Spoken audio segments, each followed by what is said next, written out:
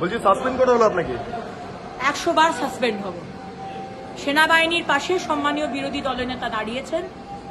আমরা পশ্চিমবঙ্গের মানুষ সেনাবাহিনীর পাশে আছে। সেনাবাহিনীর পাশে দাঁড়ানো মানে ভারত মায়ের পাশে দাঁড়ানো। একবার নয়, দুবার নয়, হাজার হাজার বার সেনাবাহিনীর পাশে দাঁড়াবো। মমতা বন্দ্যোপাধ্যায় সেনাবাহিনীর কোনো অমর্যাদা আমরা সহ্য করব। মমতা বন্দ্যোপাধ্যায় আজকে বলতেই পারছেন না, রীতিমতো বলতেই পারছেন না, আপনারা এমন করেছেন। বলতে তো উনি বলতেই পারেন, মাইক ওনার কাছে আছে, কিন্তু আমরা উত্তর চাই। আজকে কেন বিরোধী দলনেতাকে সাসপেন্ড করে রাখা হলো, এর উত্তর আগে দিক, তারপর মুখ্যমন্ত্রী তারপর কথা বলবেন। আপনার বলার সময় মাইক বন্ধ করে দেওয়া হবে। আমার 30 মিনিট সময় ছিল, আমাকে বলতে দেওয়া হয়নি। আমার মাইক বন্ধ করে দেওয়া হয়েছে। যা লিস্ট ছিল সেই লিস্ট অনুযায়ী বলা হয়নি। আগে নাম ডাকা হয়েছে, নামগুলোকে ওলটপালট করে দিয়েছেন। অধ্যক্ষ মহোদয় যেটা করছেন খুব অন্যায় করছেন।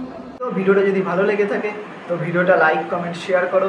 আর যদি এই টাইপের ভিডিও আরও দেখতে চাও তো চ্যানেলটাকে জলদি সাবস্ক্রাইব করে দাও, কারণ সাবস্ক্রাইবার অনেক কম আছে, তোমাদের ছাড়া পসিবল নয়। তো জলদি সাবস্ক্রাইব করে দাও। দেখা হচ্ছে পরের ভিডিওতে। টাটা।